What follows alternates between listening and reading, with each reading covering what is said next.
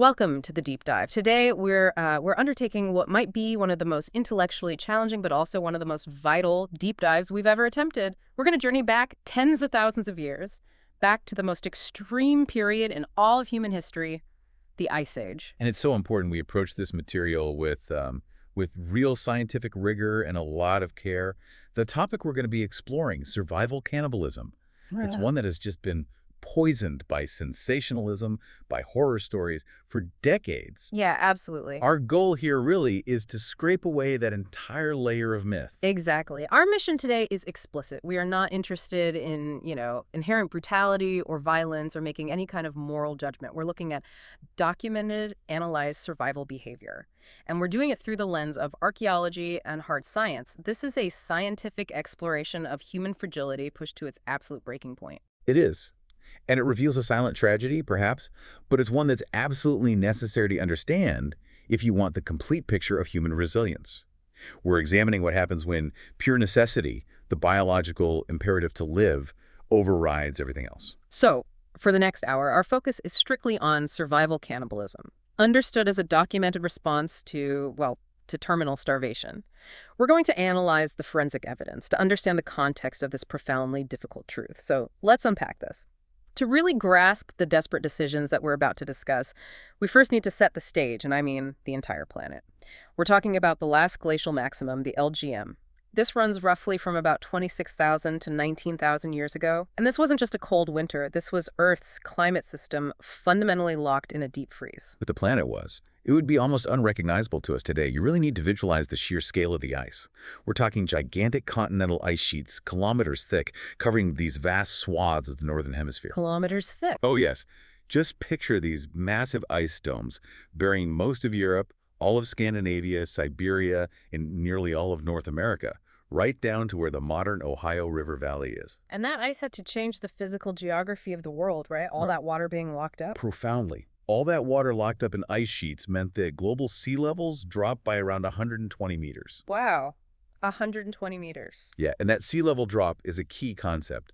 I mean, it exposed land bridges that are now completely submerged. Beringia, the one that connected Asia and North America, that's the most famous example. But it also changed the coastlines of Europe dramatically. It opened up new hunting territories, sure, but it also exposed people to new, completely unpredictable weather patterns. And the temperatures themselves must have been just the true killer. They were. We are talking about average annual temperatures plunging somewhere between 8 to 15 degrees Celsius lower than today. 15 degrees colder on average. On average. And in the regions where humans actually continue to survive, places like Central Europe or the plains of Siberia, temperatures could easily hit minus 30 degrees Celsius, and for sustained periods. That kind of cold it affects every single aspect of life. Water freezes solid. Wood has to be incredibly scarce. The air itself is arid, because cold air just lives moisture. The sources, they often describe the landscape as vast, white, and often critically silent. That silence, that was the precursor to disaster. Okay, hold on. Why is silence so significant in this context? Because sound equals life in the Ice Age. Sound meant the rustling of large herbivores. It meant the telltale sign that a group of reindeer, or most importantly, a massive woolly mammoth herd, was passing through. When the environment became profoundly silent, it meant that the critical megafauna had either migrated south, died off, or were just trapped somewhere else by the elements. It signaled famine. And yet, despite that silence, the inhabitants were sharing this monumental, hostile backdrop with some of the most incredible creatures imaginable. This was the true age of megafauna. Absolutely. I mean, you have the iconic woolly mammoths, the enormous woolly rhinoceroses, giant bison, cave lions, the long-toothed felines. Our ancestors, both Neanderthals and Homo sapiens, they were just these small, fragile figures moving in the shadow of giants. And these human inhabitants, they were organized for survival in the most, minimalist way possible. We're not discussing large, settled groups here. No, not at all. Research estimates these groups typically numbered between, say, 15 and 40 individuals. These were extended family units, and they relied on deep, localized knowledge and really complex social cooperation just to get through a single week. They were constantly kinetic, traveling across vast, hostile plains, always chasing the food source. So survival required constant motion, constant adaptation, and near-perfect execution of the hunt. Any prolonged break in that chain of successful hunting meant immediate danger. And that right there, that crystallizes their ultimate adversary. We tend to focus on the spectacular things, the saber-toothed cats, or the crushing force of the ice. But the insidious, unpredictable force that truly defined their existence was famine. The threat of starvation, driven by this volatile climate and the migration patterns of their prey, that was the defining pressure of life during the LGM. It really makes our modern concepts of scarcity seem almost absurdly manageable, doesn't it? Their margin for error was just non-existent. And that terrifying reality of being so close to starvation all the time, that leads us to the internal mechanism of failure. What happens when the hunt fails repeatedly? What's the reality of extreme hunger, not just as a painful sensation, but as a systematic breakdown of the human body and mind? It's so crucial to understand that we are talking about terminal starvation. Weeks, sometimes months, without adequate caloric intake. This moves far, far beyond simple physical discomfort. It's a profound physiological and psychological reordering. So let's get into the mechanics of that. How does the body actually respond when the fuel tank hits absolute zero? Well, initially, the body is brilliant at adaptation. It uses up all the available glucose, and then it shifts into ketosis, aggressively burning its stored fat reserves. This can sustain an individual for a time, provided they have those reserves to begin with. But as that fat is depleted, the body faces a terrible choice. It has to start breaking down muscle tissue, which is protein, to generate energy. And this is where the physical deterioration just accelerates rapidly. Yes, exactly. When the body starts cannibalizing its own muscle mass, strength just vanishes, immune function crashes, and cognitive processes degrade significantly. The brain, which uses this massive amount of energy, it becomes singularly focused.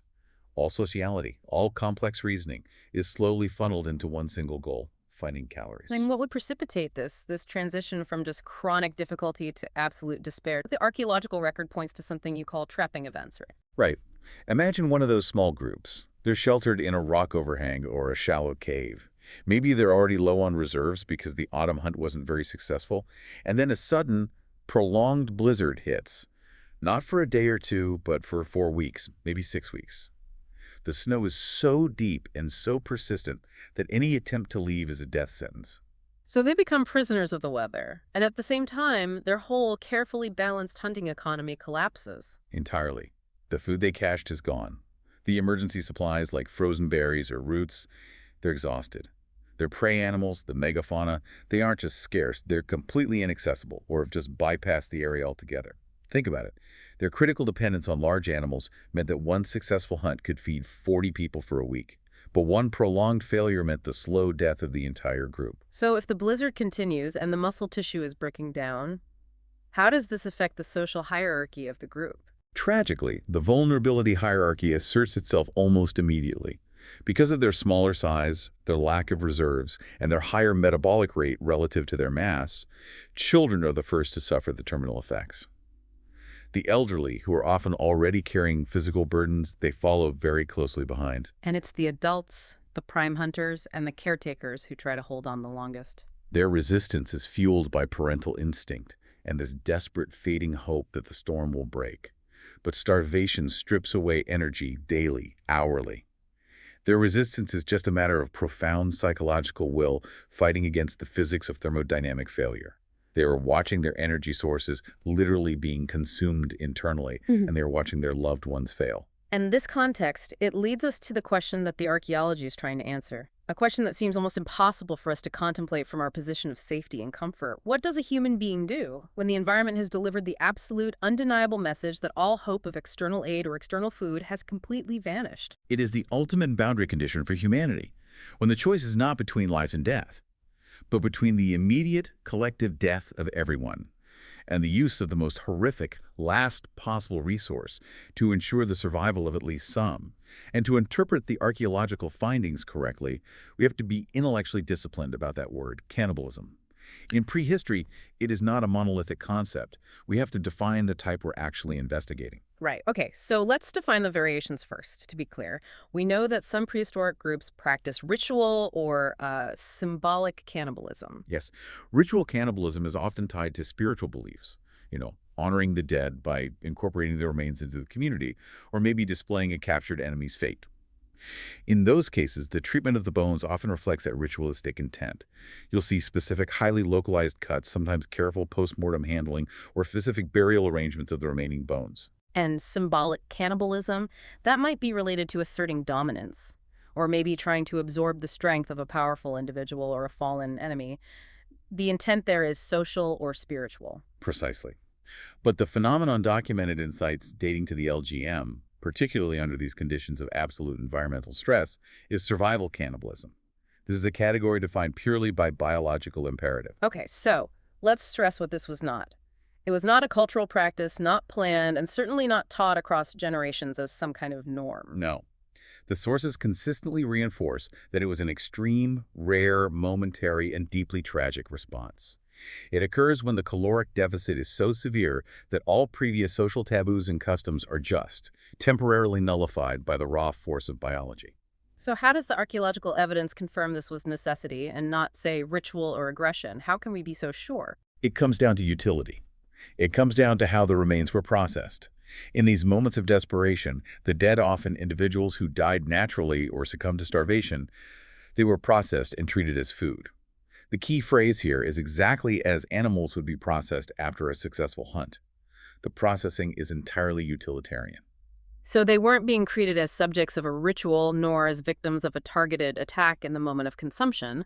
They were treated as a sudden, desperate influx of calories. The evidence points to a single overriding objective: maximum caloric return. And this is demonstrated by the extensive evidence of marrow extraction, fat removal, and disarticulation of every single joint techniques you just do not find when the intent is merely symbolic or aggressive.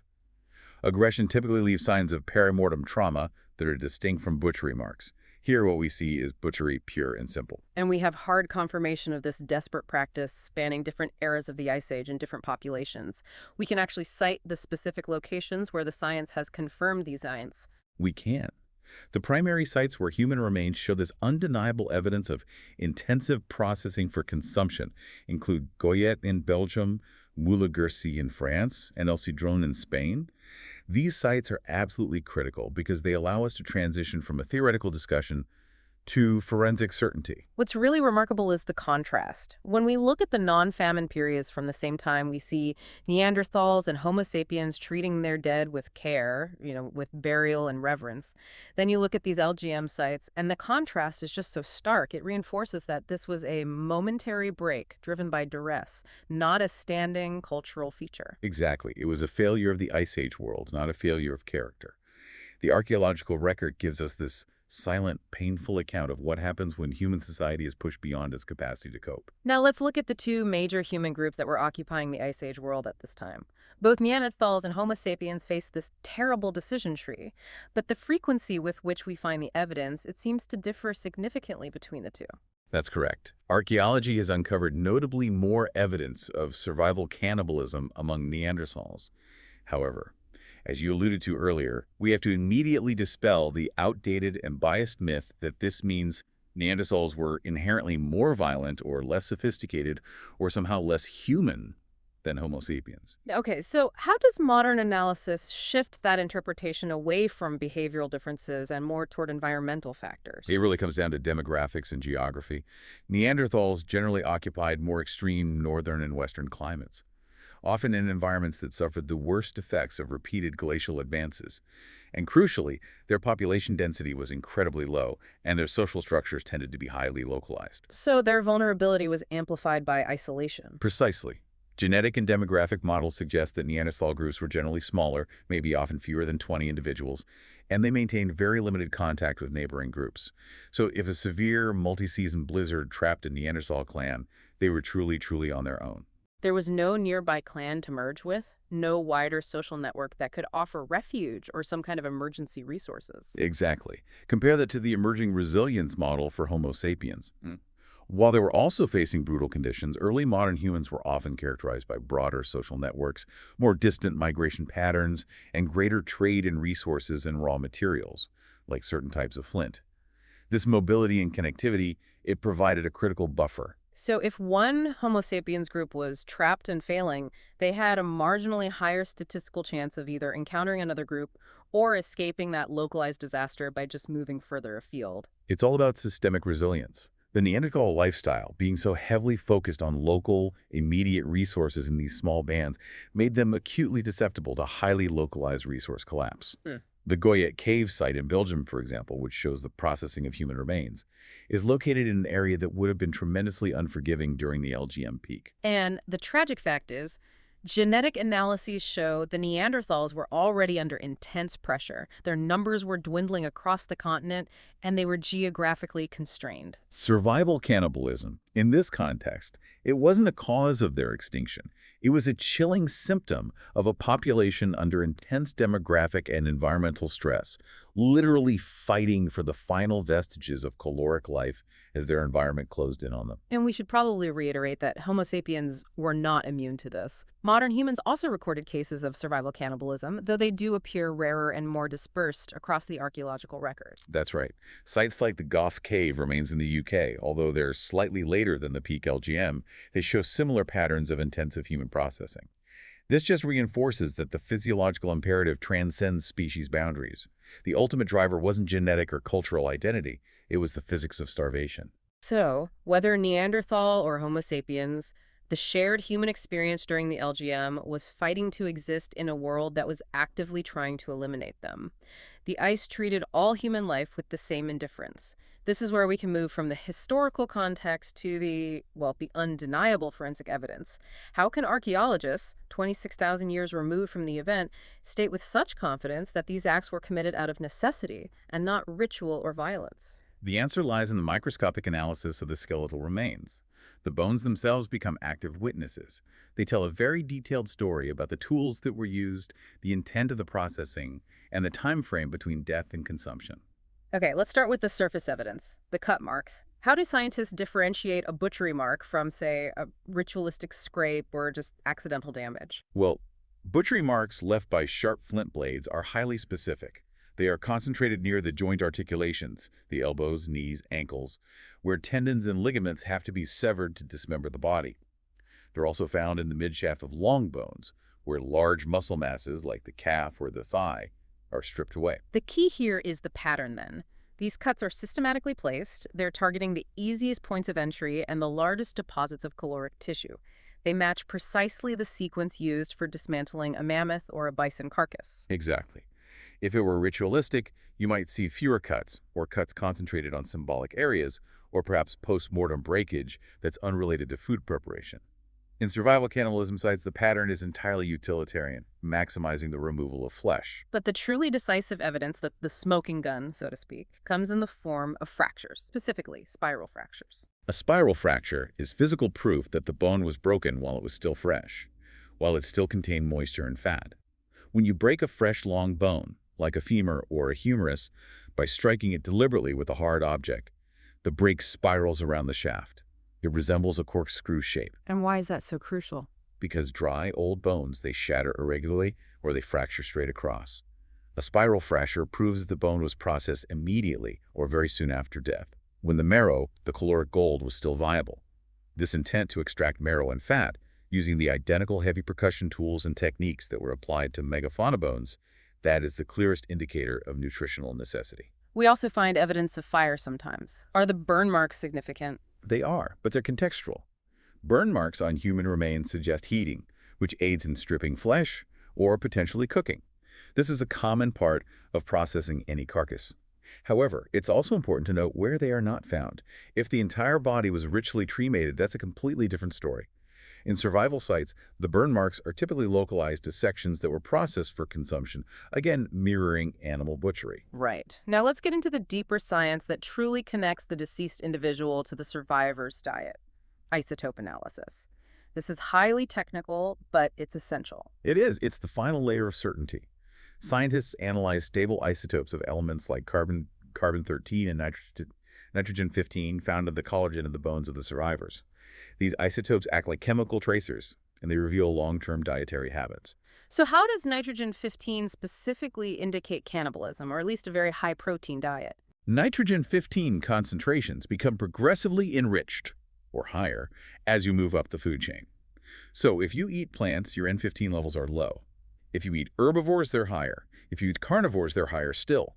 And if you consume other humans who are, by definition, apex predators, or at least high-level omnivores, your N15 levels will show a distinct and sometimes shocking enrichment, indicating you've consumed protein from an individual high on the food chain. So in cases where survival cannibalism is suspected, the isotope signatures of the survivors at that site sometimes show a spike in N15 that just can't be explained by them consuming only mammoth or bison. The evidence is undeniable.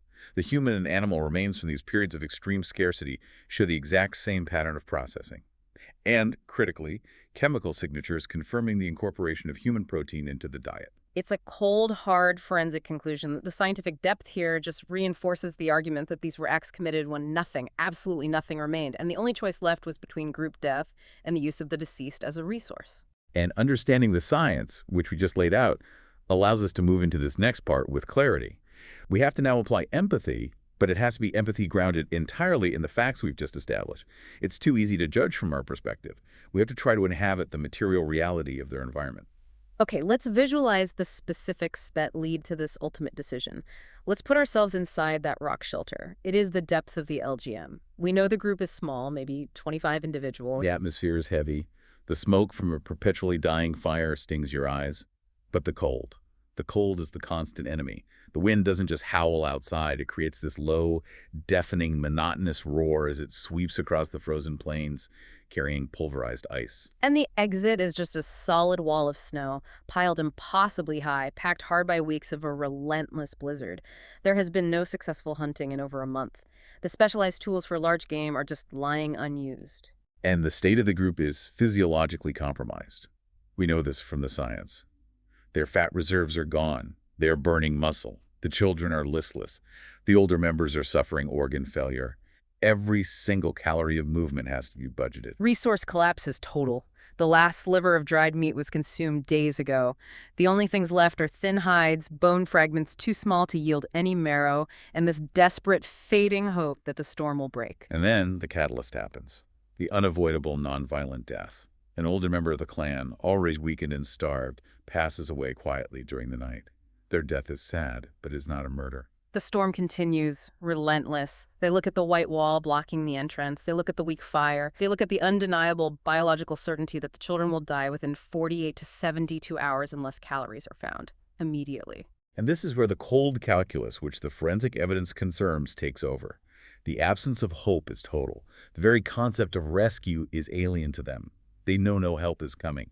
The dead body represents the only available energy source capable of sustaining life long enough for the survivors to potentially see the storm break or to gain the energy needed to fight their way out. The decision, therefore, is not a ritual. It's not a surge of wickedness. It's the silent, terrible, and unavoidable consequence of absolute environmental failure. It is the group prioritizing the continuation of the bloodline, the continuation of the living, over the preservation of the dead. The goal isn't to dishonor the deceased. The goal is pure preservation. It is a moment of profound clinical tragedy dictated by physics and thermodynamics, resulting in the brutal application of the very same skills they used to survive every single day, but turned inward. It completely recontextualizes the decision. It wasn't a cultural choice at all. It was the inevitable final consequence of their geographical and climatic predicament. We've spent a considerable amount of time now examining a profoundly difficult chapter of our history, one that's filled with suffering and impossible choices. So, as we conclude, why does this matter? Why even study survival cannibalism? Because this study provides a raw, unfiltered definition of humanity. It shows us that human nature is defined not by rigid morality or, later codes of conduct, but by an absolutely tenacious, unbreakable drive to survive. It reveals resilience at its most extreme. It strips away all the romantic notions we might hold about the past, the noble hunter, the peaceful shaman, and shows us the extreme vulnerability of our ancestors. Yet at the same time, it reveals a profound strength that allowed them to navigate a world that seemed determined to erase them. They faced the impossible. They face ice that consumed continents, famine that stripped muscle from bone, and environmental pressures that extinguished other related human lines.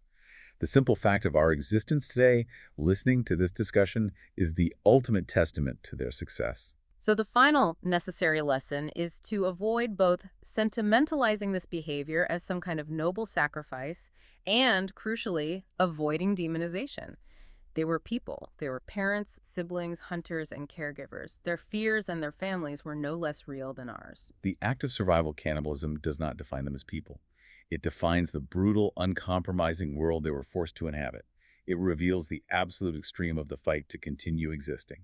The true inheritance of the Ice Age isn't the trauma, though that trauma is certainly real, it's the tenacity. It is the knowledge that our survival today is built on a foundation of ancestors, Neanderthals and Homo sapiens, who defied the odds, who held on in the dark, and who made the silent, impossible decisions necessary to ensure the continuity of their line. This complex history, this immense cost of survival, is what truly shaped the species we are today.